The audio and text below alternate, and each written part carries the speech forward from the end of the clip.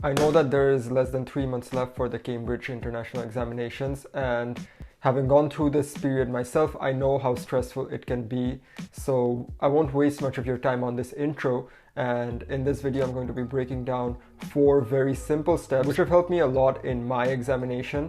And I believe they're going to help you a lot if you follow them as well. It's going to be a bit rigorous and it's not going to be easy, but if you do put in the effort and follow these 4 steps religiously, you're bound to get good results. So without further ado, let's get straight into the video. So first of all, the approach that I take is kind of counterintuitive. Most people first finish the syllabus and then they go on to solving question papers. But I do suggest first solving 1 or 2 question papers of every subject, just roughly. It's not going to be your best score, but what it's going to help you do is have an idea of what kind of concepts are actually tested in the exams, because a lot of what you're going to be learning from the book isn't ever going to be tested in the exams. So by solving a couple of questions at first, you're going to have a gist of what you should study and what you should ignore when you're reading the book. So that's really going to help you save a lot of time, because when you're studying, you will know what parts to ignore and what parts to focus on more particularly, because they're tested in the exams very often. Okay, so the second step isn't really a step, it's just an awareness to make you aware of the fact that there's a lot of resources around you, from YouTubers who make videos about a lot of concepts to forums where there's answers to a lot of question papers from past years. There's a lot of resources around you that you can exploit. So just make sure that you're aware of everything that's around you, that's available for you, so that if ever you get stuck and the book isn't much of a help, then you can refer to those resources as a backup. Now this is where these steps really come into play. It's where I talk about how you should finish the syllabus, and this isn't a hard and fast rule, but it's something which has helped me a lot. Now here's my main advice. You want to make sure you're learning by doing. I'll repeat that again. You want to make sure you're learning by doing. The good thing about Cambridge books is that they're very well structured, and you want to take advantage of the fact that they are so well structured. If you go through a book, you're going to see that first of all, there's a concept which is explained in full detail. And after that, there's a worked example where the book works through an example step by step and shows how to apply that concept to a particular problem. After that, they will test your knowledge through a practice activity. So what you want to do is you want to first read the concept, see how it's applied to a problem, and then solve a problem yourself. And this is going to make sure you retain the information for a much longer period of time. So what you want to do is, in this fashion, you want to finish every single chapter in the book. Once you finish the chapter, you'll notice that there's a lot of end of chapter questions. What you want to do at this stage is solve a couple of end of chapter questions, or even refer to the question paper and solve a couple of questions from the topic you just covered. And this is going to make sure you're revisiting every single concept you studied in the chapter. It's going to be a good recap. Now you want to continue this method of learning for every single chapter in the book.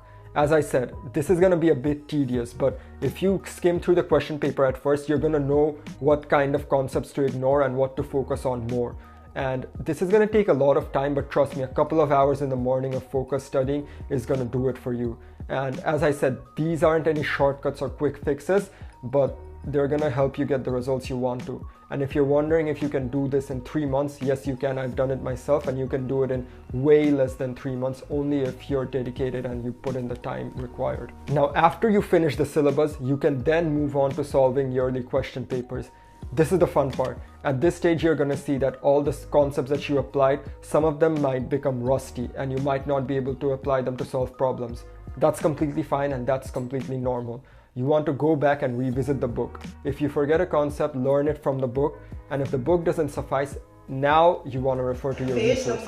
Watch YouTube videos, check forums. I've linked a couple of them in the description.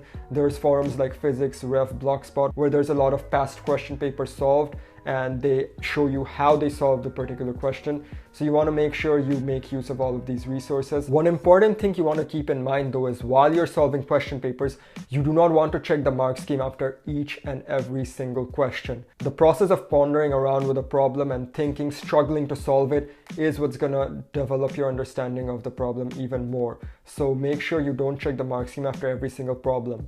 You do, however, want to check your answers against the mark scheme once you're done solving the problem. And after that, you want to grade yourself. So solve a question paper. After you've completely finished it, check the mark scheme and grade yourself. Set a threshold mark for yourself. It can be 80, it can be 90, it can be 95, depends on what you're trying to achieve. And make sure you keep practicing question papers until you consistently get that threshold mark that you set.